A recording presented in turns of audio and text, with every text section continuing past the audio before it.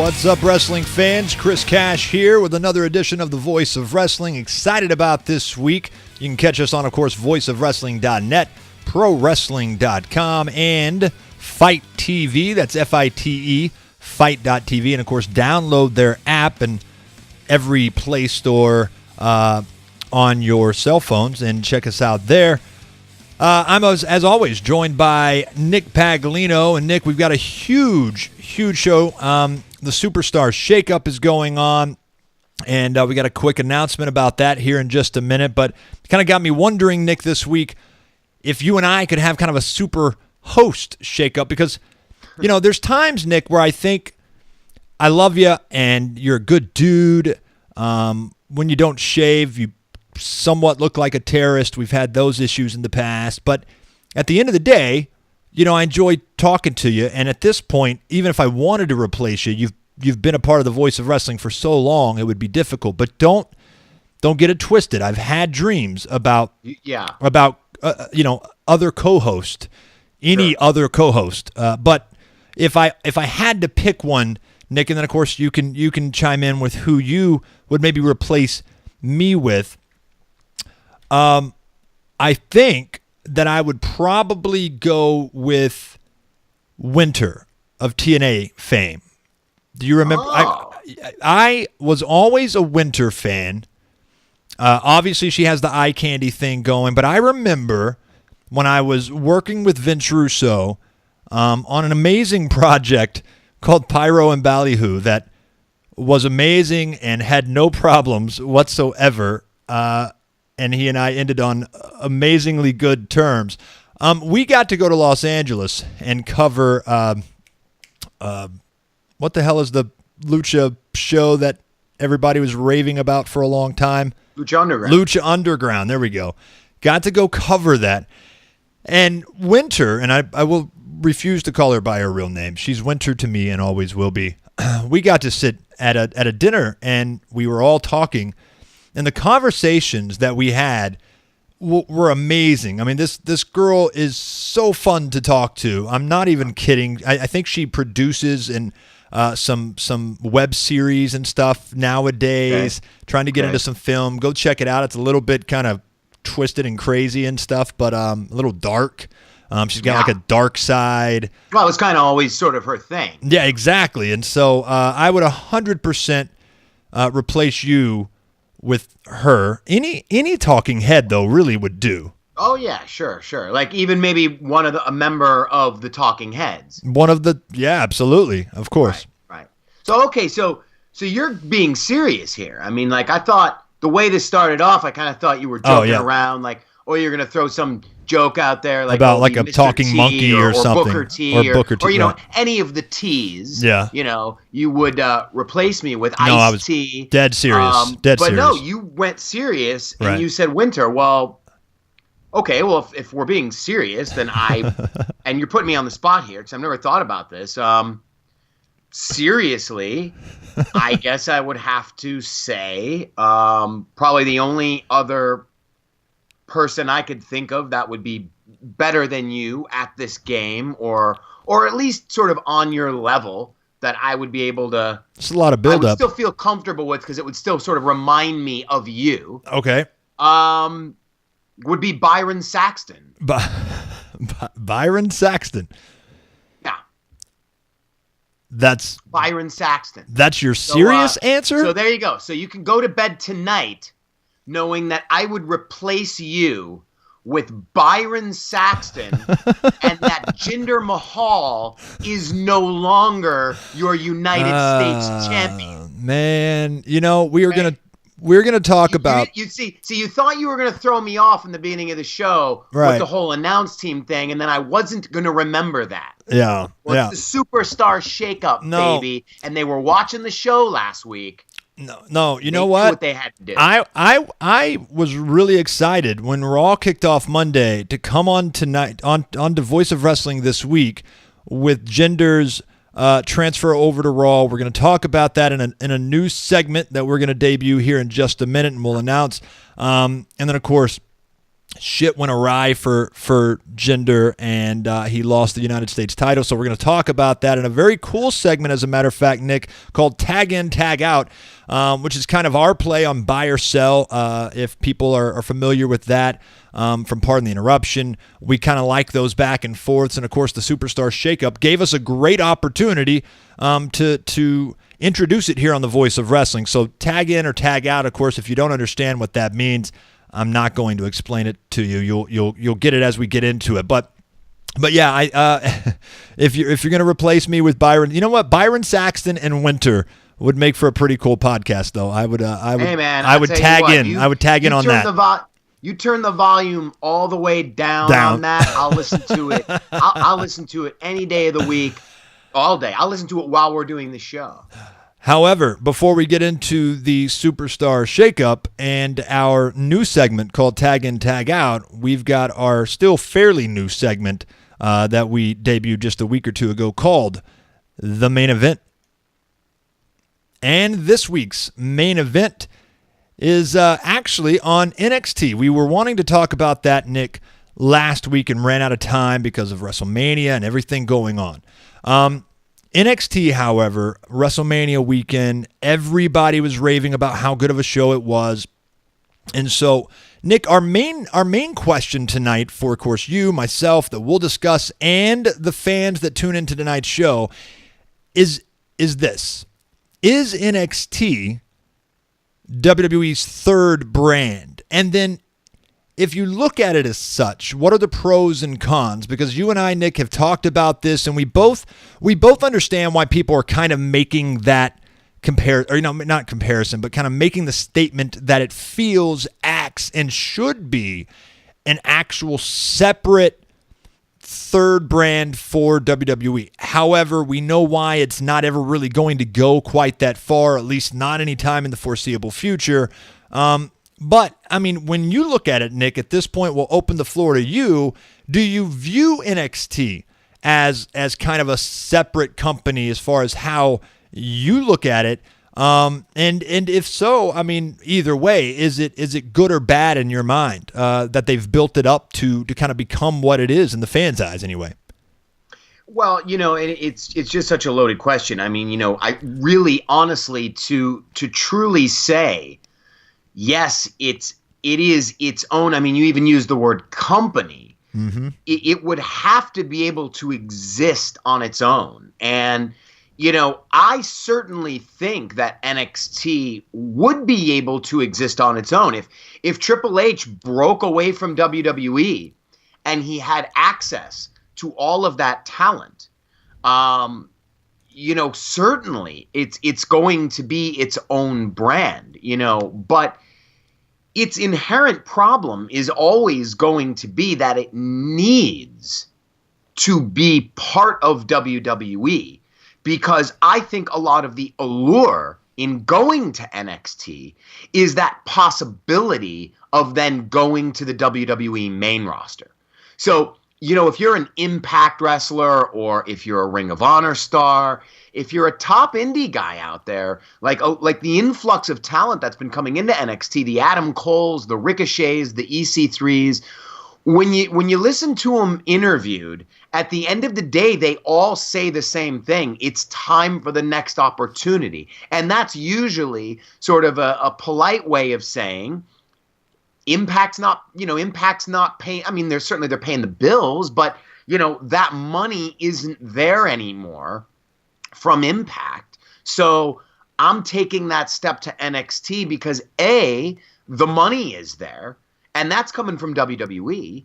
And B, there is that possibility of stepping up to the main roster. A really good talent example I can give, and I think we even talked about this a long time ago before the relaunch of the show, and that's James Storm. Here's a guy that was in Impact Wrestling. He was there for the longest time. He was one of the sort of founding fathers of TNA. Right. And his contract expired. He went to NXT at the time when just, NXT was really, I mean, you could say NXT is at its hottest now, but it was certainly a very hot product when James Storm signed with NXT. He was there for a few months, and then he went back to Impact. And I remember everybody was scratching their head saying, why would you go back to Impact Wrestling when you're already at NXT? And then sometimes there's that possibility, more often than not, there's that possibility of then the WWE main roster sort of knocking at your door. If you're why would you go back to Impact Wrestling? And he did an interview, actually, and he said, they offered me more money. So at the end of the day, these guys are going to go where the money is. And the money is in WWE and NXT. But I think with NXT, the money being there hinges on the fact that it is a WWE product. And, so I guess that's a big hypothetical here. If NXT was its own company, much like a Ring of Honor, would the talents leave Ring of Honor and Impact Wrestling and Progress and these other top indie promotions? Would they leave these companies to go to NXT if they weren't part of the WWE umbrella? I don't think that. I think they would leave now if they were invited. At least the majority of them would. I think the reason that most of them aren't there is whether NXT was separated from WWE even further, which it will never be. I mean, it's not as if even if it was kind of its own brand and its own company and they put it over as such, they stopped promoting it as a developmental program to come up to the main roster. It's still Vince McMahon and Triple H and Stephanie that's going to control it, so it's always going to be a WWE product. I think the question is, though, my question anyway, is why NXT is given so much freedom in the ring and in some ways creatively, even though I don't look at it that way. I think creatively they go over the top. They get these wrestlers to gimmick themselves up to such a degree that it often hinders them once they get the call up to WWE. I mean, I don't know. I don't have the facts in front of me. But I think about a girl like Emma who's completely had to shed her entire NXT gimmick. That didn't go over very well. And now where is she? We're going to talk about Fandango, all, we're going to talk about him here very soon. Was it Adam Rose, Nick? Is it Adam Rose? Adam Rose. Yeah. Well, we're gonna, we can talk about him. There's countless examples of guys that are given these very, very cheesy, over-the-top 80s styles gimmicks to some extent, and yet they have to shed them before they can truly get a break if they're ever Even given somebody like a Bayley. Absolutely. And I feel like my biggest, so creatively, I don't know that NXT is the best thing. I think it's gimmicky, and I think fans can kind of get into it as something that is separate from what they're getting on WWE and SmackDown and Raw. But I think that's part of the problem, Nick. And one of my biggest issues, and the reason why I really wanted to talk about this too, is when I look at the fact that they've got the actual deal going on where it's like they've got the ability to get out there and power bomb each other on bare concrete, flips and shit all over the place. When you think about the safety protocols that are in place for these WWE superstars these days, no wonder fans are going to prefer, in some cases, an NXT product over what you're getting on the very, very PG version of WWE Raw and SmackDown. And I think that is it's really causing friction, Nick. I think that NXT is doing some good along the way, and I think obviously the amount of superstardom that is in the WWE these days, it is by and large more than it's ever been in the past. I really believe that. I think you can look up and down the roster and see talent for miles upon end. However, when you look at what they're allowing these guys to do on your NXT takeovers and the WrestleMania weekends, and when fans are talking about how WWE,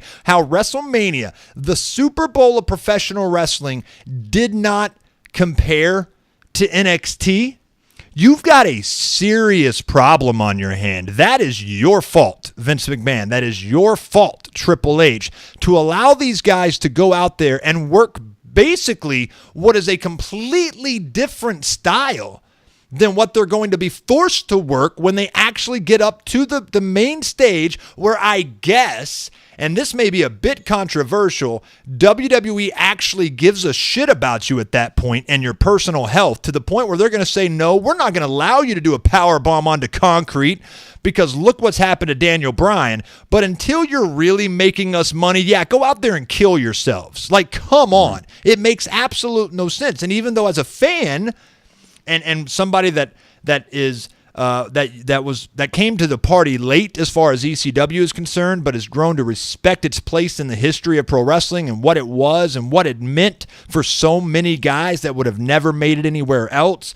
Hey, it's great that you're getting kind of some sort of reminiscent type of stage there in NXT, where you get like literally all hands off as far as management's concerned. Go out there and do whatever you want to bring the house down. But Nick, come on. I mean, it really does look that way. I don't know that it's all hands off. You know. No, I know that they have their hands on. I think it's honestly, I think it's more of an approach in mentality in terms of WWE understanding that the NXT product is serving one audience.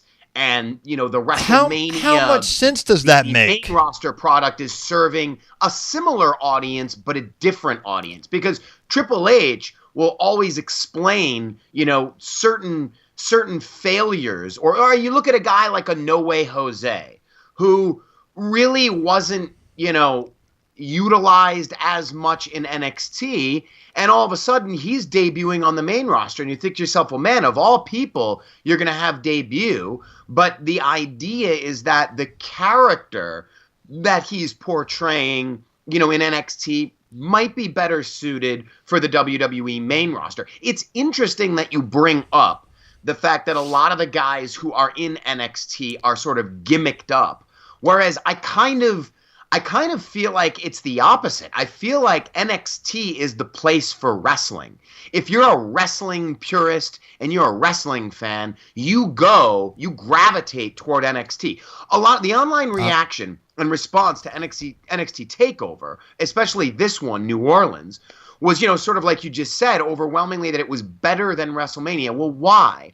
Because the in-ring product at TakeOver, at the end of the day, when you strip away all the gimmicks, when you strip away the Velveteen Dream and some of the, like you said, over-the-top gimmicks, which, a lot of those really aren't so much there anymore, you're getting great in-ring wrestling. You have an amazing ladder match. You had this Andrade Almas Aleister Black match that was fantastic. You had, of course, the Gargano match, which people are hailing as one of the best matches of the year.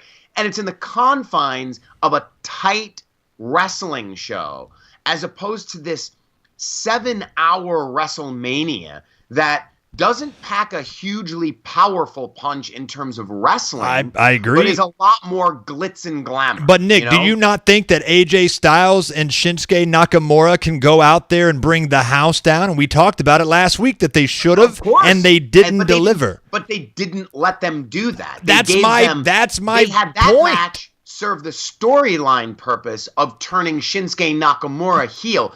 That was the focus of the match. Yeah, but see, Nick, they could have done that. They could have done that. They could have done that and still brought the house down in the ring. They could have still had that. Absolutely. But you see, to me, that's the big difference between the mentality of a Vince McMahon and the mentality of a Triple H.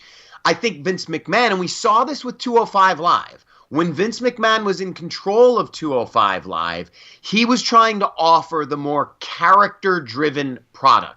And it was less about the in-ring product, when really that's the one thing you should be emphasizing about the cruiserweights over anyone else on the main roster, is they wrestle a different style. So Triple H came in, he took over the show, and now you're seeing longer, better, more complex matches, and people are enjoying that more, at least. And what's interesting here, and this is sort of the curveball that's thrown into all of this, when you look at the most watched WWE Network shows of every week, 205 Live never cracks the list. Of course not. And you've got old episodes of, like at number 8 is like the Royal Rumble from 5 years ago. So people are watching that more in a week than they are the newest episode of 205 Live. So what does that tell you? You know, does that go back to that argument of, you know, Vince McMahon is booking Shinsuke Nakamura versus AJ Styles and saying, what I'm going to give the fans is not that big classic match that they want. I'm going to give the fans the Nakamura heel turn, because fans are going to care more about that than a great wrestling match. Whereas I think the NXT philosophy is different, which is we're going to give you the heel turn, we're going to give you all of that, but at the end of the day, we're going to give you that classic matchup because that's what this fan base cares about.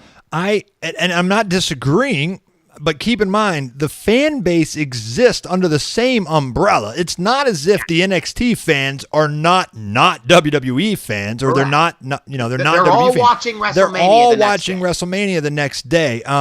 The problem is, though, WWE, and going back to our original question here, is NXT WWE's third brand? I mean, I think the way Vince and Triple H view it, yes, it is, because why else would you? If it's truly a developmental program, which I know that it is in its own ways, and I don't know that it's even making really any money at this point for WWE, so it has to be viewed as a first step, so to speak, when you want to enter WWE. Even some of the guys that have all the experience in the world, the star power in the world, a lot of them are being still pushed down there to kind of get a few weeks in or a few months in before they come up to the main roster. So clearly they view it as such as well. However, they obviously view this as its own brand because they do completely change gears in how they present it. If it was truly a developmental, they would make sure they work the exact style. Because here's the problem, Nick. How do you get away as Vince or Triple H basically saying, guys, when you're in NXT, go out there and literally do everything you possibly can do in the ring. Go do it all. Like if you've got a, you know, super hurricanrana off the top rope onto the outside, onto straight concrete, and somehow you flip the other dude over onto the guardrail, do that too. It doesn't matter what you can do there. However, once you actually get called up to the main stage, you've developed your name and your style and everything you've done down in NXT. Once you get up to Raw or SmackDown, we're going to strip it all from you, because that's what they do. How does that help? Because then you get the guys like Styles and Nakamura. Where does the history, Nick, come from for people to believe that Nakamura and Styles is going to be an amazing in-ring matchup? Not just, I mean, obviously TNA and AJ Styles has been around a while, Nakamura and his overseas work, obviously, but keep in mind, a lot of these guys coming up from NXT has shown what they're able to do in the ring in NXT. They come up to the main stage and then you have this dream match somewhere else on a Raw or a SmackDown or a pay-per-view, and they're going to be expecting some sort of repeat from what they got in NXT. Show me what you showed me down there. That's why I became a fan, but then they're not allowed to do it? It makes absolute no sense to me. Well, I'll tell you what. One thing that I can offer here as a possible explanation is that, you know, I think a lot of people, when you're talking about, for instance, when they were building up Shinsuke Nakamura versus AJ Styles, it's a dream match. Why? Because we know about their history in New Japan. We know they headlined before. We know the caliber of wrestler that they are. I truly believe Vince McMahon does not know these things.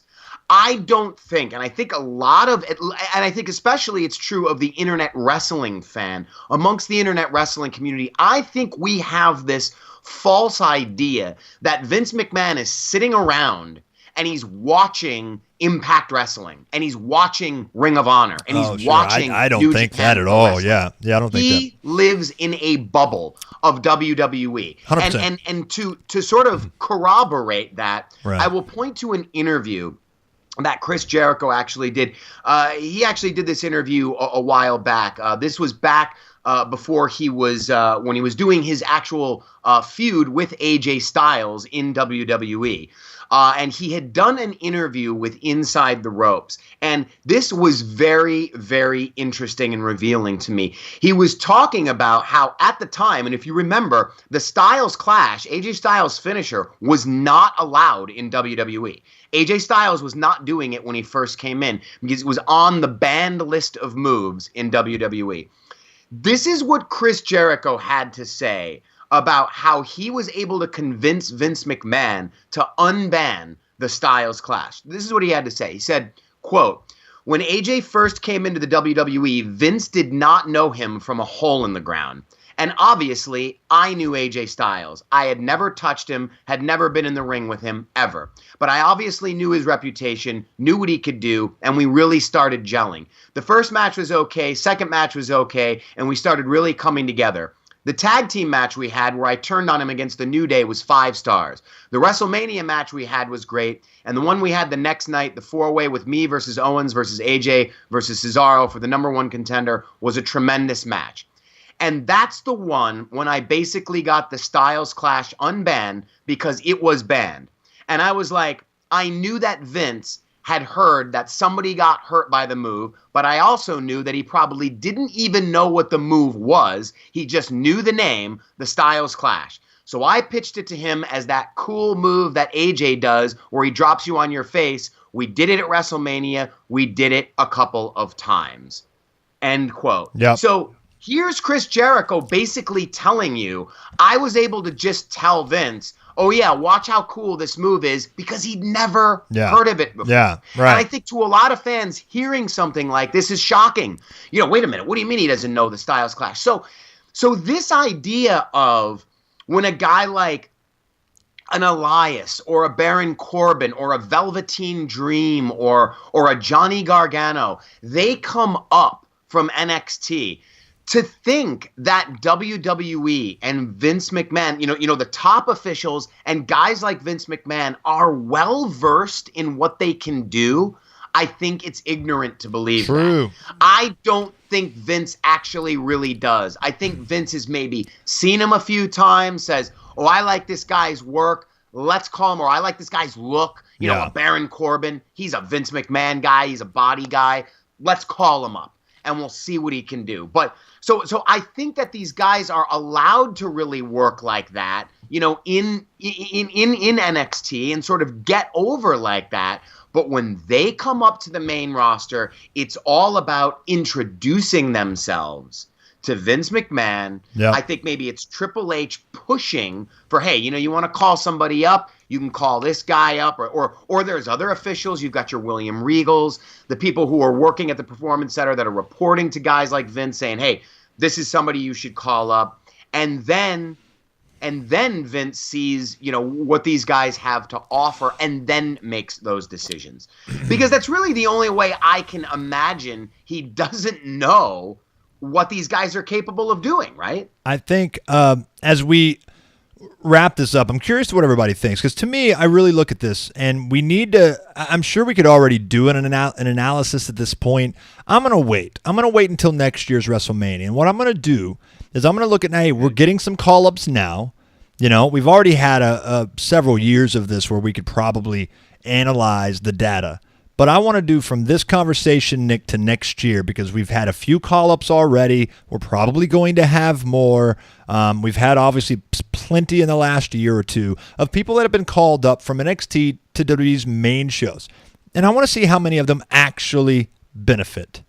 You know, Sure. they're on the top of NXT. How many of them actually get a legitimate shot to make something of themselves? Because NXT should be not its own third separate brand, as our question poses, but rather a developmental, something that's going to build WWE to the future, obviously, that's going to build new stars to replace the John Cenas and the Takers and the Triple H's and everything. And I don't think that they're doing that, and I think it's a hindrance to the overall product. Can't you say, though, that to a certain extent they are? I mean, if you look at your crop of talent, you know, if you look at your Kevin Owens and your Sami Zayns and the guys like the Baron Corbins who are sort of, you know, those upper mid-card guys, the Bobby Roodes, you know, these guys have been called up. You know, your Sasha Banks, your Charlotte, the women's division, you know, a lot, Asuka, you know, they've been called up. And I think for the most part, they're being used well on the main roster, but I think it still goes back to that original issue of WWE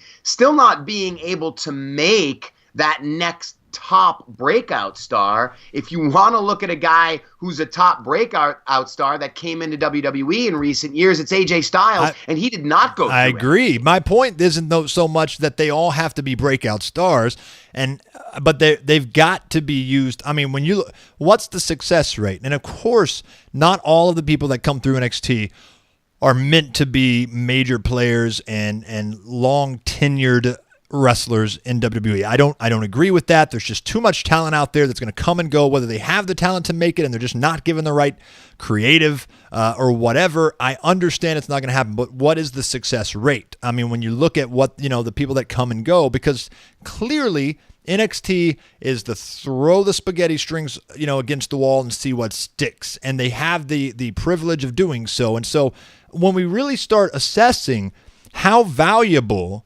NXT is, and should they be continued to be given this creative freedom and the physical freedom, obviously, that they're given within their shows, is it really overall helping the overall WWE product as or company as a whole more than it's hurting it, or vice versa? Because I think an argument at this point in my mind could be made that all the freedom they're given, all the gimmicks they're given, the fact that WWE is really treating it almost like a separate product in and of itself is not helping WWE, which is still is still the bread and butter and always will be. And so, guys, we want to know what you think. Please let us know in the comments section, obviously, of wherever you're watching this video, Facebook, YouTube, our websites. It doesn't matter. Let us know what you think. And, of course, hit me and Nick up and let us know. But we do need to move on because we've got plenty of other things to talk about in a new segment that we would like to introduce to you called Tag In, Tag Out.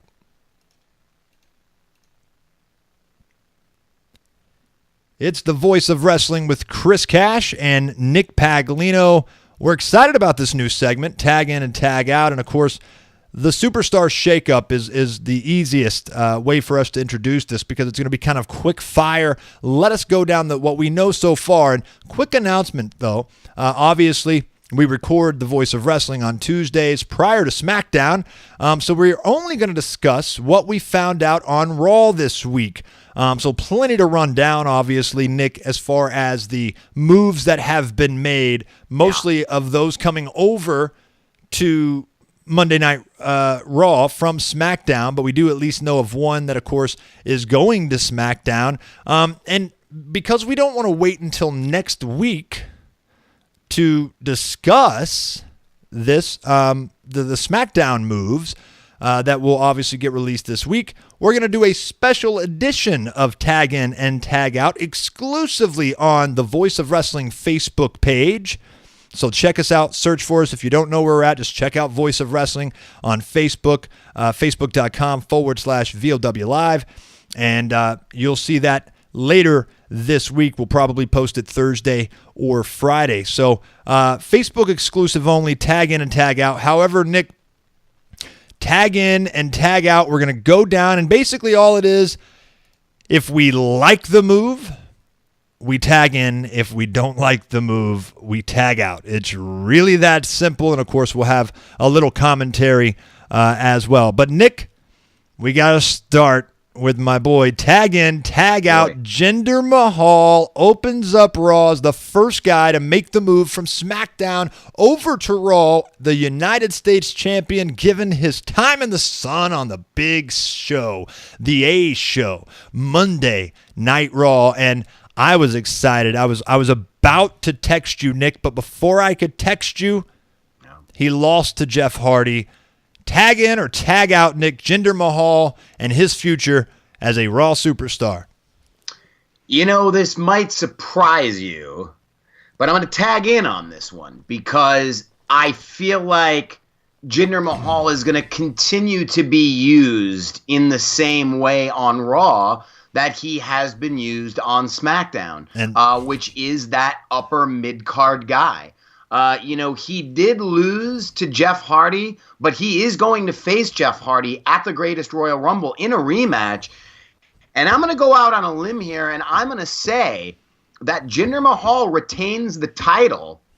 Wins the title. Well, I guess it's going to depend I think everybody sort of expects that Jeff Hardy is going to be making the move to SmackDown. Right. We'll have to talk about that. And we'll talk about this a little bit more on Facebook because, the United States Championship is really that one sort of limbo title right now. Right. That we kind of won't know more about until the Superstar Shakeup is over. My prediction there is that Jeff Hardy will move to SmackDown. And if he does, I believe he retains the title to keep the United States Championship over on SmackDown, and we're keeping the Intercontinental title on Raw, but it's possible they could swap titles in generally. So instead of looking at the title picture situation, I'm just going to say I'm going to tag in on this one because I do believe that I don't think Jinder Mahal is really ever going to be back up to that main event level that he was at. I don't ever really see him as a Universal Champion, or even if he ever goes back to SmackDown Live being WWE Champion again, but I do think he's going to be that sort of upper mid-card player in WWE. I'm actually going to tag out on this because I think as much as I think they've done a good job on SmackDown with Jinder, I'm afraid coming over, losing the title. What was the point of regaining the United States title if he's going to come over and lose to Jeff Hardy? Now, if he regains regains the title back from Jeff Hardy at the Greatest Royal Rumble, maybe I'll change my tune. But I'm afraid now, what's his real purpose there? I'm a guy that I'm a huge heel guy, a traditional heel guy. One that I'm not a heel guy who says he's a heel guy that likes to cheer all the bad guys. I'm a heel guy that actually likes people that get booed, which is why I'm so over on Jinder Mahal, because I think he looks great. He looks the part. I think he can talk. He handles himself well, but he's a true heel. People do not like him. You're not gonna mistake your feelings as it relates to whether you like this guy or whether you're gonna cheer for him. You're gonna boo the hell out of him every single time, and so I really like that about him. And there's just very few people.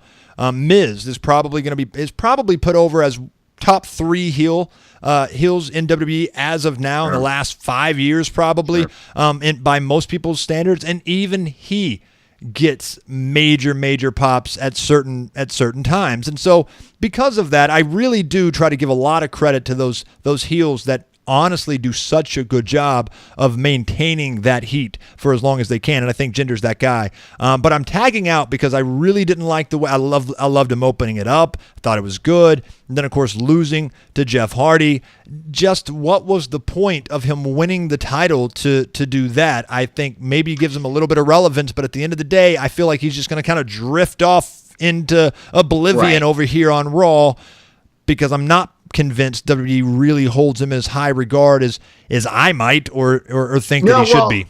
That's why I said I agree with you, but I don't think they hold him. I don't think, like I said, I don't think we're going to see him ascend back to that main event picture. But I think we're going to sort of see him as that mid-card guy, sure. Which, again, and it's funny because, look, in hindsight, I tagged in on this one, you tagged out on this one, but I don't even look at him as a mid-card guy. I think he's worse than that. I don't think he belongs on a card. I mean, you could put him on like a little playing card or something like that. Then you don't get the tag. You don't get the tag. And then you don't get the tag in, which you don't even use. But other than that, I don't really see much value in the guy. But again, I'm tagging in because I think he's at least going to continue to be used in the position that he's in. He hasn't been used in a main event, position in quite a while. He's that mid-card guy. All right, Nick, tag in or tag out. Natalya comes over to Raw as well, and I feel like this is an interesting one because we already saw some shades of maybe them setting up something with Ronda Rousey. It seems like they're going to go that route. The Ronda comes out and helps, and actually had another good showing in the ring. I liked what they did with her there. I thought she looked tough, thought she looked good, and I thought that was interesting. But of course, Natalya really didn't like it that much, as you could tell when Ronda was helping her to the back. It certainly feels like Natalya is going to be that first setup match, Nick. And so tag in or tag out specifically, though, on Natalya coming over to Raw from SmackDown. Well, this one for me is going to be a tag in and then what will be probably a very quick tag out as soon as she's finished working with Rousey. I couldn't agree with you more completely. I think she's being brought over to Raw simply to work with Ronda Rousey.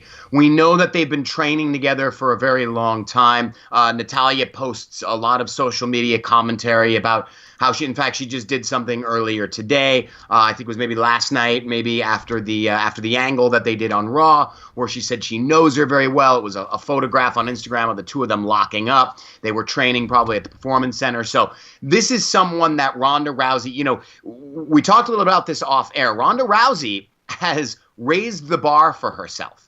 I think everybody had expectations going into WrestleMania, but they didn't have massive expectations because they did not expect that match to be what it was. I think we all expected that match to be Triple H versus Kurt Angle with the hot tag at the end, Rousey with a couple flashy moves, and the match is over. Yeah, but she instead looked excellent. And the same could really be said about Stephanie McMahon. Sure. So Rousey has this now added pressure on her back of having her second match, and if it's a singles match where she's not protected, because she was to a certain extent still protected by everyone else that was in the ring at WrestleMania, she now has that added pressure of a singles match. So it's a great idea to pair her up with somebody like a Natalya, who we know is a fantastic worker, who we know can have a great match with someone who, is in the position that Ronda Rousey is in. But but look what we're doing right now. We're talking all about Ronda Rousey. So the problem is, as soon as that feud is finished, and I agree with you, Chris, I think this is designed to just, sort of feed Ronda Rousey a few opponents until we get her to, say, the next big pay-per-view, which is SummerSlam, where she may face someone who is a little bit more established on the Raw brand. And then, of course, all of it leading into whatever big match she has next year at WrestleMania. But when she's finished working with Natalya, what's then left for Natalya? And I think Natalya sort of goes back to being that hand that's always there. But if we're talking about Natalya coming over to Raw and working her way up to the Raw Women's Championship, I tag out on that all day. And I'm going to tag in completely all day long with no contingency, only because I think you're spot on. They're bringing her over specifically for Ronda Rousey to set her up for a fall. But here's the great part about that. It's still high profiled. It's still Ronda Rousey's first big match. And I feel like, hey, give it to her. Let her get some great heat because Natalya is very good at that. And then set herself up as a top tier heel on Raw. Who knows where Alexa Bliss, we'll obviously talk about this if she does make a move over to SmackDown. If she's still there, then you've got 1A in Alexa Bliss, who's by far, in my mind, the best women's heel they have. But you need more. You need more people up there, obviously, for Nia Jax. And I could see a Natalya-Nia Jax match somewhere down the road. I'm not saying Natalya is going to have some amazing solo career at this point, and she's going to be pushed to the moon.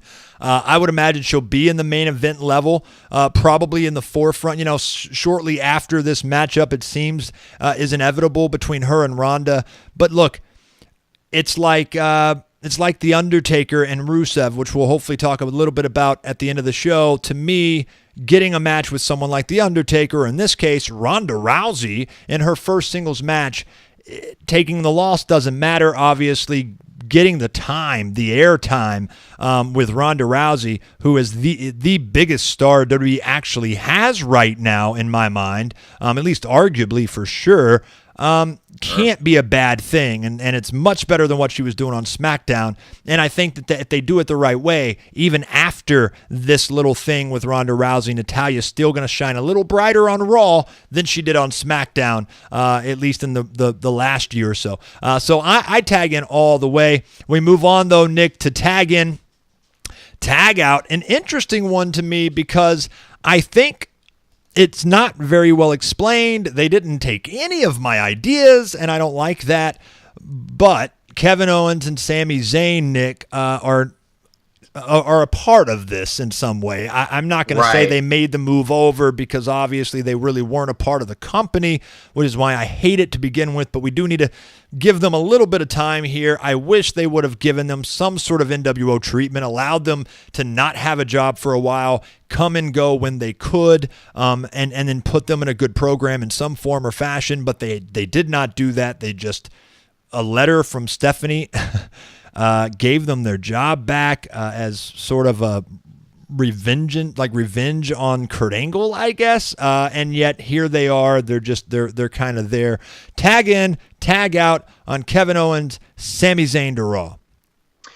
At the end of the day, I'm going to tag out on this one just because I agree with you. The storyline of it doesn't really make sense. I mean, you could just see them on Raw last night trying to come up with this convoluted story of, how there was Kevin Owens saying Stephanie questioned Kurt's handling of Owens and Zayn. And it was just, to me, it was just all I could see when, all I could picture when Kevin Owens and Sami Zayn were revealing how they ended up on Raw. I just pictured like some poor WWE writer sitting there, and Vince McMahon's behind him with a whip, and he's whipping him, and he's like, come up with some reason why Owens and Zayn are on Raw. And he's like, okay, well, Stephanie this, and okay, good.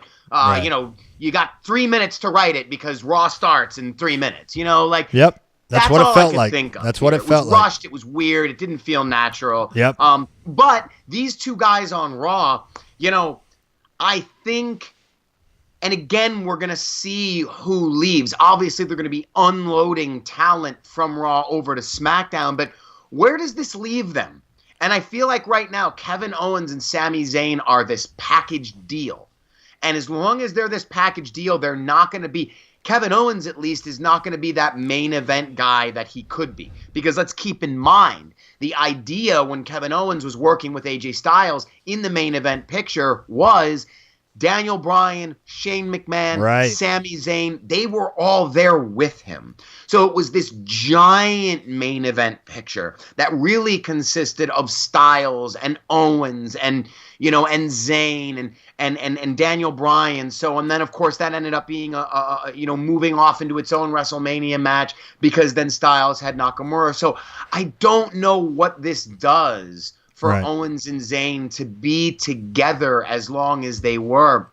And like you said, I think they should have been wandering in limbo, going back and forth, coming up with fun, interesting ways of trying to get their job week in and week out. So my gut says tag out on this one, but I'm hoping for the best. And I think really the way this works in their favor is the two of them need to separate. I'm tagging out as well, only because I feel like without a good storyline, making sense of it all, I think it just goes to show that WWE does not have either one of these guys or these guys as a tandem who's a strong pair in my mind, probably one of the most entertaining duos, at least to watch. It clearly means that they're not on their radar right now. They're not really on their minds if they're going to make up this confusing, convoluted, and just kind of throw it to the side, let's get it over with way of getting them back onto the program. They could have done a lot more with that, and they didn't want to. So it makes me feel like we're not going to get anything anytime soon. Not to say that one or the other or both could not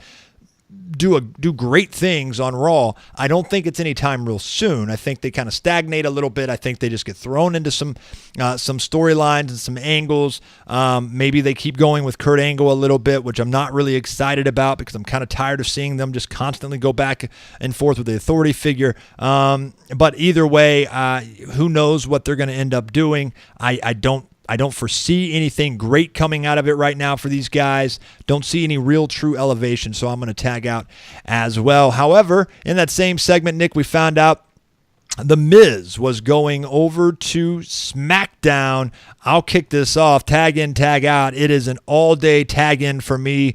If you can't get excited about The Miz and Daniel Bryan working a very lengthy program, at least a good couple of months, probably maybe 3, then you shouldn't be a wrestling fan. It's going to be fun. It's going to be raw. It's going to be real. It's going to be authentic. It's going to be some very interesting dialogue. They're going to be given a lot of freedom creatively, I think, to go out there and do what they started kind of doing on some of those off-air shoot shows somewhat, Nick, and I think these guys are going to do great things for the next few months. They already put it out there. Obviously, they're already booking them on overseas dates. I'm excited about Daniel Bryan and The Miz. I like The Miz on Raw though, so let's not look at this as like a huge step up, because I think he's really been doing a good job for a while now. But at the end of the day, it is a major step up still, because it's Daniel Bryan and The Miz, and that was a natural fit for when Daniel Bryan, if Daniel Bryan ever got to get back into the ring as an active competitor. Now we know he can, and The Miz and him certainly have unfinished business, and it's going to be a lot of fun to watch. Yeah, this is the definition of when you're taking the Superstar Shakeup and you're moving a guy on another brand for purpose, for real purpose. This isn't just a lateral move here, and it's not, like you said, not necessarily a step up, because, Miz is always that upper card player, and he's always going to sort of have that position in WWE. But this is just the idea of, okay, we're not just going to take this egg, which is The Miz, and throw him up against the SmackDown wall and see what sticks. We know how we're going to make him fit here, and it's a natural fit. So absolutely couldn't agree with you more. Not only am I tagging in, but as soon as I tag in, I'm turning around and I'm attacking my own partner and staying I'm finishing the match on my own. This is a full-in tag-in. This rivalry, when it started on Talking Smack, this is what got everybody speculating Daniel Bryan's future. Will he come back? Right. Are they doing this because absolutely. Daniel Bryan's going to come back to the ring? How many discussions did we have about it? No, they're just doing it on the off chance. Or no, it's a work. When they announced Daniel Bryan was cleared to return, I had friends texting me saying, see, I told you the Daniel Bryan Miz thing was all a work. So this was the genesis of all of that. And just like you said, they're going to have that gold mine to go back to and to work with. And, and it's funny because now Daniel Bryan's got a baby. The Miz has got a new baby. They can incorporate those personal lives. They can get very personal with this. I really look forward to what these two guys are going to do. I think there's a tag in all day. Now we got to get to what I still feel like in WWE's eyes, and of course the fans' eyes for sure, probably the one everybody is most excited about coming over to Raw. Nick, tag in, tag out. Mojo Rawley is coming to. No, I'm joking. We will talk about a few of these other guys in just a minute. But Bobby Roode, Nick. Bobby Roode is here, and I liked kind of how they did. They separated him from Jinder immediately. They brought him out at the end of the show. They're still putting him over in a pretty big way, throwing him into a main event deal. But I'm going to say tag out, and I know that might be surprising, only because his run on SmackDown was, to me, kind of the pinnacle of where I feel like he's going to go in WWE. Yeah. Bobby Roode is a far cry from what I remember him and loved about him in TNA. It's not like he's doing a bad job, but he is not the big fish in the small pond anymore, and he comes off like a medium-sized fish in a big pond, and that's where he belongs.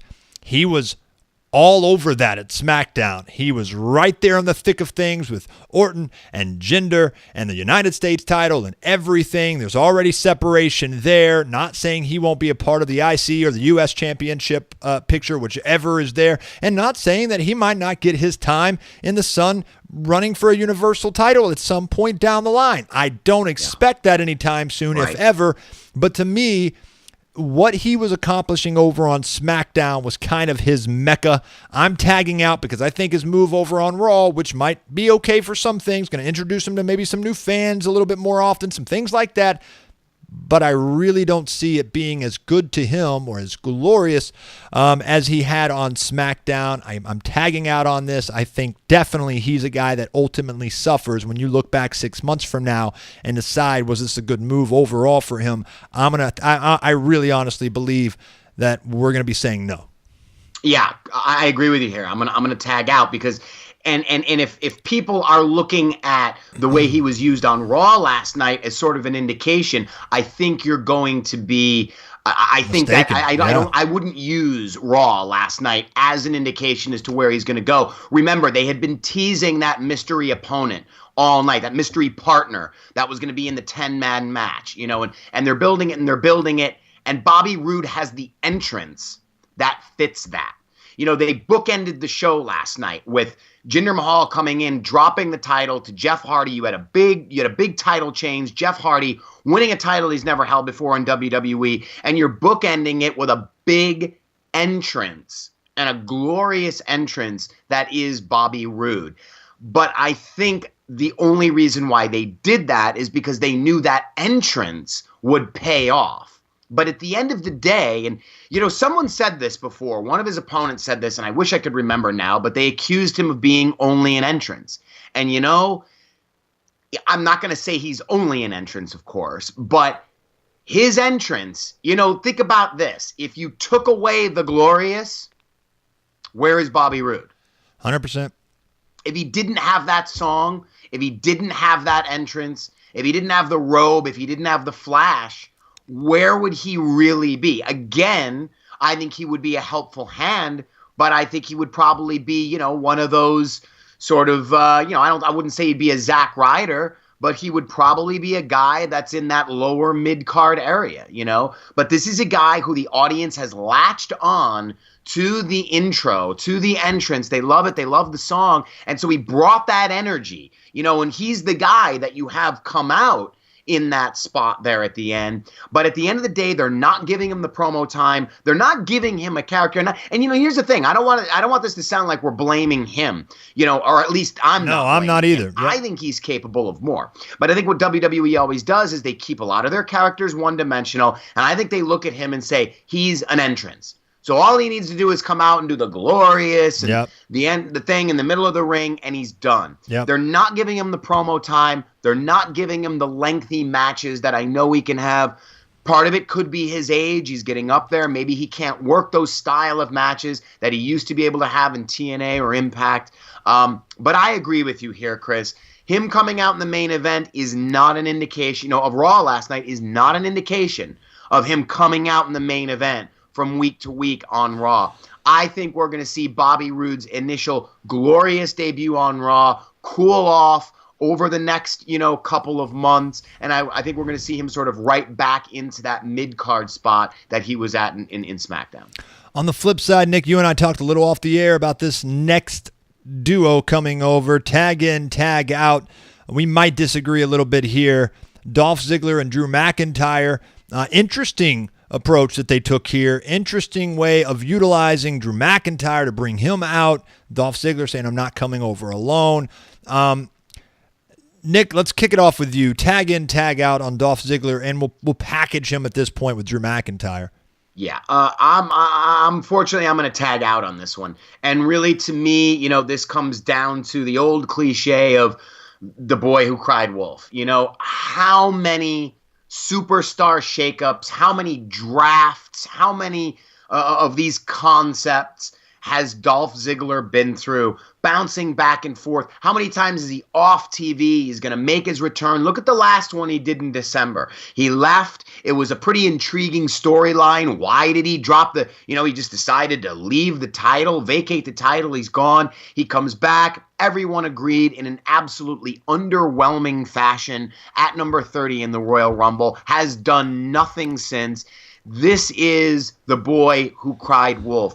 They have done this to him too many times that seeing him come in, even with a guy like a Drew McIntyre, I just don't see WWE, and specifically Vince McMahon, all of a sudden changing his mind on Dolph Ziggler and saying, oh, you know what? Wow, Dolph Ziggler, look. Oh, he's a star. Let's make him a big name. I think, and what does this do for Drew McIntyre? And let's not forget, Drew McIntyre already had his run on the main roster. And remember, he was Vince McMahon's chosen one. And Vince McMahon, for whatever reason, took that from him. pairing him up with Dolph Ziggler doesn't give me an immediate indication that Drew McIntyre is on his way to bigger and better things. But I'll hold my horses on that. So maybe I'll say this to summarize. I will hesitantly tag in. I'll do one of those low tags in right. on Drew McIntyre. But I am 100% tagging out on Dolph Ziggler. I see whatever momentum he has coming into last night, whatever he established last night, I see that fading within maybe 3 to 4 weeks. I'm tagging in for several reasons, primarily because how can it get any worse for Dolph Ziggler? It really can't. I think he's maybe answered that question. I think WWE has answered that question. Well, staying the same is worse. So I will say there is a chance Dolph Ziggler stays the same and never really elevates by coming over to Raw. But as we discussed the Daniel Bryan move over to, or the Miz move over to SmackDown, and the reasoning behind, these drafts and these superstar shakeups, they are for those purposes as well, where you're actually storyline driven. That's your intent. That's your purpose for moving somebody over. The other reason you do it at this point is to literally give some people some fresh life when they need it the most. And there's no doubt at this point that Dolph Ziggler needs something. They did it when they had him vacate the title, and they crapped on that immediately at the Rumble and thereafter. I agree with you, but I am still a fan. I know there's more to Dolph Ziggler, and I know that it's not his fault. Do I think WWE is going to give him his time? I'm very intrigued by this pairing with Drew McIntyre because it is a fresh way of presenting Dolph Ziggler. They left it open-ended, Nick. They left it very, very open-ended in a sense of, is Drew McIntyre more of a bodyguard? Are they going to kind of go the tag team route? Look, if they go and start competing in the tag division, then I don't look at this as a major step up. If the idea is for McIntyre to play a less than equal role to Dolph Ziggler, I think propping Dolph up in that type of light, I really think that would be an interesting way to go, kind of Shawn Michaels with Diesel or Sid or whatever type of approach. I think physically Drew pulls that off, and it really kind of felt that way somewhat on Raw this week. So I'm very intrigued, and again, most importantly, it really can't get much worse for Dolph Ziggler. But again, we don't know the behind-the-scenes look at things. We don't know how Dolph feels. Maybe he's just really there to draw a paycheck and put everybody over, and if that's the case, he's never going anywhere. But I'm tagging in on that one because I really want to see it. And again, shit, how could it get any worse for Dolph Ziggler at this point? So we'll see where it goes. Because we're out of time, though, I'm going to group this one guy into the rest of these, Nick, and then we'll kind of wrap up, tag in, tag out this way. As I run down the list that we found out, whether it was off of Raw, on Twitter only, WWE.com exclusives, whatever, we know the rest of the names that they announced coming over, and you can tag in and tag out on whoever you want to, Nick. But tag in, tag out some of the others that we found out. Baron Corbin, obviously, is coming over to Raw. Yeah. We also have the Riot Squad. We've got the Fashion Police, as we mentioned a little earlier. Zack Ryder, The Ascension, Mojo Rawley, Mike Kanellis is coming over, and Chad Gable without Shelton Benjamin as of now, from what we can tell. Those are the rest. So, Nick, real quick, any of those stand out in your mind? And I'll start, though, real quick with Baron Corbin, because I think a lot of people are high on Baron Corbin. I'm out on Baron Corbin in a lot of ways. I'm just not a huge fan of his. Okay. So I'm tagging out on Baron Corbin. Okay. I'm going to tag in on him, and really because there is something about him that I really like. I feel like WWE hasn't tapped into that yet, and they might now on Raw. So it is a fresh move. But we do know that WWE officials, specifically Vince McMahon, who reported this on ProWrestling.com, is very, very high on Baron Corbin. Even though his push kind of cooled off in 2017, we reported over on the site that Baron Corbin remains someone that Vince McMahon feels could be a potential future major player in WWE. So I think that this move over to Raw is because they do have big plans plans for Baron Corbin at some point down the line, so they wanted to give him this specific shakeup. The other person that I'm going to tag in on is Ruby Riott.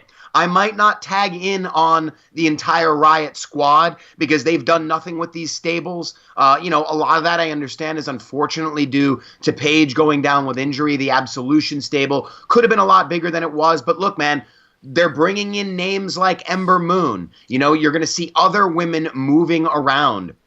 So with bringing in some of the NXT call-ups, I do believe that the rest of the Absolution girls, the Sonya Deville's, the Mandy Roses, the Sarah Logans, the Liv Morgans, I think they're going to fall by the wayside. They're going to be there to support sort of someone else, which in this case maybe is Ruby Riott. But I will tag in on Ruby Riott. She's unique. She's got a great look. WWE did pair her up with Charlotte before. I could see her ascending at some point back to the main event picture in the women's division on Raw. Everyone else I'm going to tag out on. These are all of these lateral moves that they make. The Mojo Rawleys, the Zack Ryders. These are just guys that, they want to give you, oh, hey, look, we're going to move this guy over here. It's a fun announcement they can make on social media. Really, honestly, I think it helps drive up their YouTube numbers, their social media numbers, because people check it out. Chad Gable, here's a guy that really deserves it. I would love to tag in on this guy, but if you look at Shelton Benjamin and use him as an example, WWE has never tagged in on Shelton Benjamin. They've always limited him. I feel like they feel the same way about a Chad Gable. Again, you could see a couple months of something boiling and simmering there for Chad Gable, but eventually at the end of the day, and that's true for a lot of these guys, you could see something with Zack Ryder and a Mojo Rawley where they come in and, oh, look, this guy looks like he's making some impact. I guarantee you, or my prediction is here, all of that fades out within a couple of months, and wherever they were when they left SmackDown, by the time SummerSlam rolls around, they're going to be right back in that same position on Raw. So of that big lot that you mentioned, Baron Corbin, Ruby Riott, I'm heavily tagging in on Corbin. I'm tagging in sort of tepidly on Ruby Riott. Everyone else I tag out. Yeah, I agree with you on everybody else, and I also agree with you on Ruby Riott and even the Riott Squad in general. I think it's a good change of pace for them. But Ruby Riott, I see a lot of potential in, and I think she could do really good things over on Raw. So there you go, guys. Tag in, tag out, and don't forget a very special edition of Tag In, Tag Out exclusively on the Voice of Wrestling Facebook page. Myself and Nick will talk later this week on Facebook about the SmackDown edition of the Superstar Shakeup that, of course, we're going to be getting this week. So be looking out for that. And, of course, if you're not following us on Facebook, do so. Nick, before we get out of here, real quick, just in other news, I wanted to touch on it. And next week, guys, we're going to be talking a lot about, of course, the Greatest Royal Rumble coming up, that mega event, and how it's turned into this mega card, Nick, that I'm surprised. The Undertaker, which of course we're going to talk about in just a second, is on the card. Obviously a 50-man battle royal. It's a huge deal. There's some indication that maybe this is going to be an annual event. So there's a lot to talk about next week on the show, but the quick thing that I think a lot of people have been addressing, and Nick, I know you're a big fan of Rusev. We've talked about Rusev a lot on this show. And then, of course, some of the drama that's taken place. It was him and The Undertaker. Then it became Chris Jericho and The Undertaker. Now it's back to Rusev and The Undertaker in a casket match of all things. Very interesting that they're going all out on this pay-per-view. So talk about two things, Nick. The fact that they are going all out with this pay-per-view? Are you somewhat surprised to see that, or is it just really because of their relationship overseas now and they're really wanting to put their best foot forward, or are they really just wanting people to take this card that seriously? And then, of course, some of the Rusev drama, and what do you think it actually means, maybe behind the scenes, off air a little bit, as far as Rusev and, of course, his future to be having this match with The Undertaker on the big event? No, I think from as far as this being a mega event, this is business. This is a massive, massive deal for WWE that they signed, that they made a big deal about when they announced it, and they want to put their best foot forward here with a really giant event. And I think they want to impress Saudi Arabia and say, hey, look, you did the right thing in entering into a long-term deal with us, Sure. And they really have that opportunity to expand in that market, and so this is a business move here, and then that kind of ties into the whole Rusev thing because my opinion here is they announced the Rusev thing, they knew that they announced Rusev obviously in the casket match with Undertaker, they figured, all right, well maybe Chris Jericho would be a better match, but then at the end of the day, if you look at the talents and the way they're going to be viewed over in Saudi Arabia, it's going to be very different from the way they're viewed here. Roman Reigns, I think we all anticipate is going to be winning the title in Saudi Arabia because I think that's where he's going to get that big baby face reaction is in a market like Saudi Arabia. I think with a guy like Rusev, and we talked about this before, I don't think WWE is tagging in on Rusev as a talent so much as they are capitalizing on the momentum of this Rusev Day phenomena and the fact that he's a huge merch seller.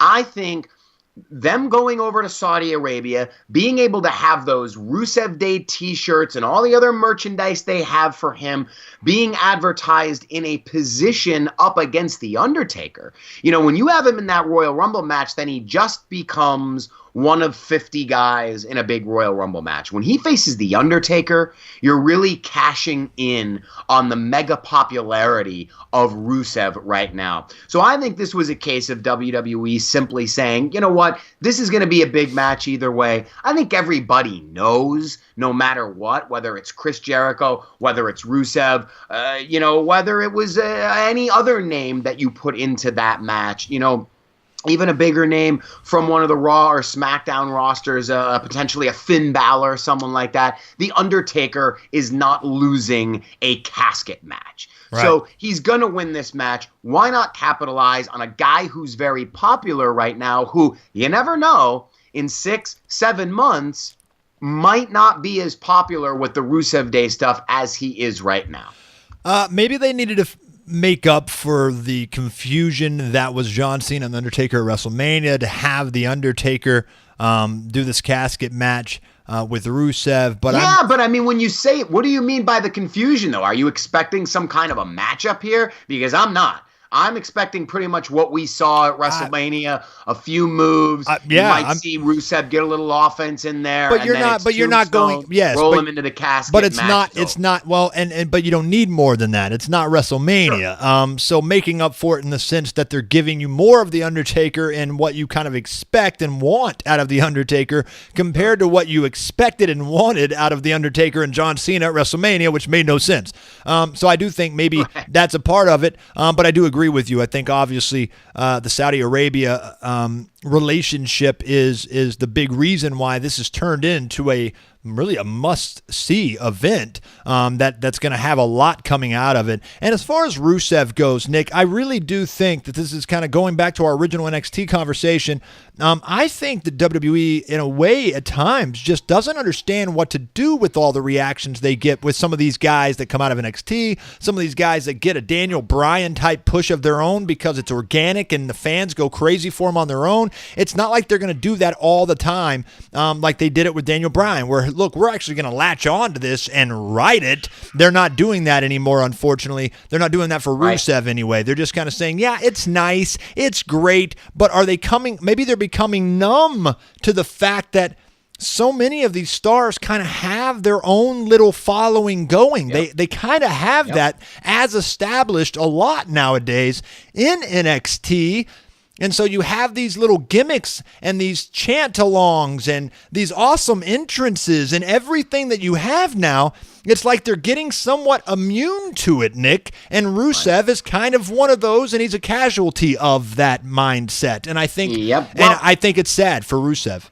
Oh, without a doubt, and I think it's a combination of two things. I think number one, it's this ego thing, that WWE has, and maybe Vince McMahon has, where it's like, hey, well, you know what? We didn't create this, so we're not gonna push it because we didn't create it. It's got to come from us. They shun organic creation for whatever reason, and I think it's a little bit that, and I think it's also because, even though these stars get over in that sense, I don't think it changes anyone's opinion in WWE as to what they originally thought of them.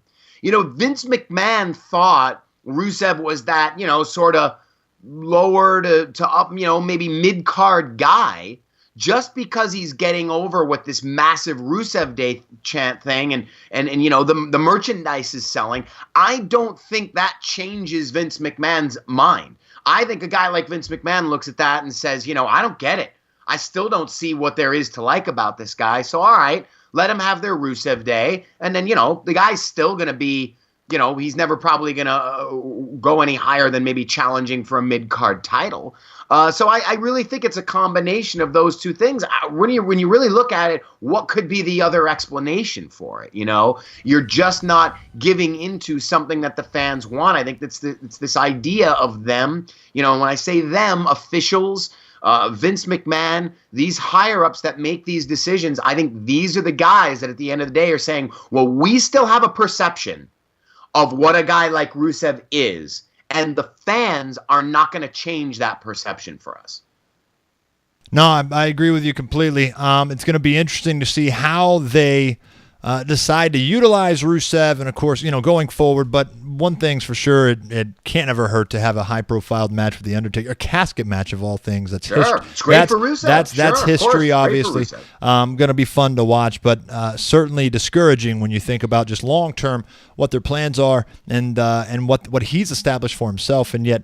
You really can't ever catch a break, but it's kind of the curse of what's going on in WWE these days with a lot of these guys that have great gimmicks, that have a huge following coming up from NXT or just wherever the case may be, yet none of them really stick for a long period of time. It's really kind of a lot of luck and happenstance that kind of allows it these days. Sure. But nevertheless, guys, we appreciate you tuning in. Kind of an extended edition of The Voice of Wrestling, but had a lot to get to with the Superstar Shakeup. And don't forget a SmackDown special edition of Tag In, Tag Out for their Superstar Shakeup later this week exclusively on the Voice of Wrestling Facebook page. So check that out. And, of course, Nick and I will be back next week with the Voice of Wrestling. So we appreciate you tuning in. And of course, check out voiceofwrestling.net, prowrestling.com, and fight.tv, and download their app. For Nick Paglino, I'm Chris Cash. This is the Voice of Wrestling. Enjoy your wrestling, everybody. We'll see you next week.